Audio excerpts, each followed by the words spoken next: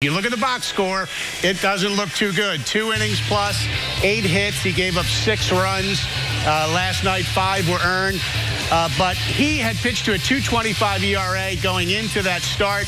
The velocity, it's starting to creep up. They saw 97 on a couple pitches last night. And also they saw more consistent mid-90s last night. They saw a pretty good slider. They saw some decent secondary pitches. So fans are saying, why did he give up 6 runs? He was leaving the ball in the middle of the plate, and he was leaving it up a lot. The location just wasn't there.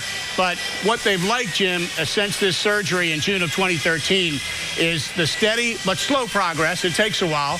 But now they're seeing this year both the velocity and the command, for the most part, come back.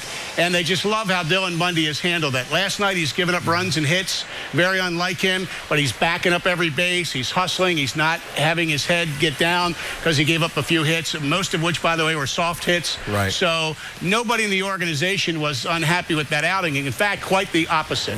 Well, when you look at Dylan Bundy, I guess there's 2 things we should be looking at. Is the stuff returning? It was electric prior to the surgery. Now you're describing it appears the electric stuff is returning. And the other part, and this is a major thing, no setbacks. They just get through the year and keep on pitching. Right, and there is a definite plan in place. Now, the Orioles may not be ready to totally detail it for us at this point, but, I mean, you were looking at a series of 3-inning starts, followed by a series of 4-inning starts, followed by a series of 5-inning starts. I mean, the kid threw 40 innings last year. He's not going to throw more than 100, 125, 130 this year.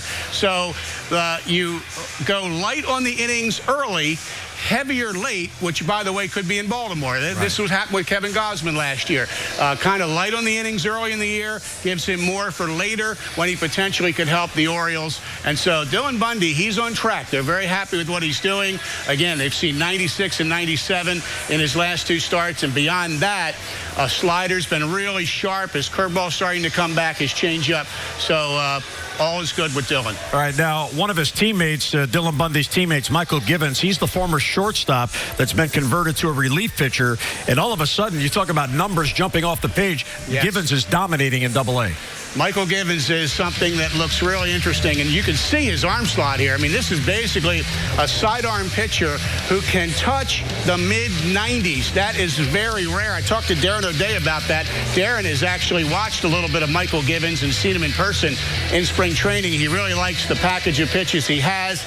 As we said, a guy can touch the mid-90s. What's happened this year, in January, he went to that mini camp with Dave Wallace and Dom Cheedy, and they did a little tweaking of his mechanics, helping him find that arm slot more consistently. The more consistently you can find that arm slot, the more strikes he's throwing. And all of a sudden, his walk rate dramatically has gone down. His strikeout rate has gone up. He's pitching to a 140 at Bowie. And, I mean, this is a kid who, it's not inconceivable, could help the Orioles even as soon as this year.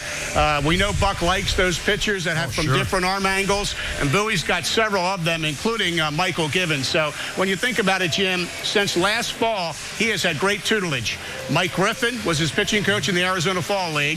He got the major league pitching coaches to work with him in January, and he's got Alan Mills and Bowie. Yeah. So the kid has got some people, good people working with him. Yeah, Mills, he certainly knows what it takes to win up here, so that's not a bad guy to have around. Now, let's go down to Frederick and Drew Dosh. Every time I look up, he's getting 3 hits a night. I mean, this kid flat out just hits. Very consistent bat. Drew Dosh was drafted in the 7th round out of Youngstown State in 2013. A real sweet left-handed swing. He's one of the leading hitters in the Carolina League for Frederick. He's batting .294. He's got good plate discipline, too. You can see an on-base percentage of .351. He's leading the league in runs batted in. And this is a guy, Dan Duquette himself scouted Drew Dosh in the summer of 2012 in the Cape Cod League. He liked what he saw, and the Orioles drafted him in round 7. He had knee surgery right before that draft, but he's very sound now. Very solid hitter. In addition to the mature approach he's shown at the plate, Jim, the Orioles are very happy with his defense. Dave Anderson, who at the time was the infield coach, did a lot of work with him in the instructional league last year. It's paying off now. He's got a real good mentality to play third base. He knows he has to improve defensively there. It's not just about the batting average, and Drew is having a solid year for the Keys. All right, Steve Melewski, follow his coverage of the Orioles and the Orioles in the minor leagues, MASNsports.com and at MASN.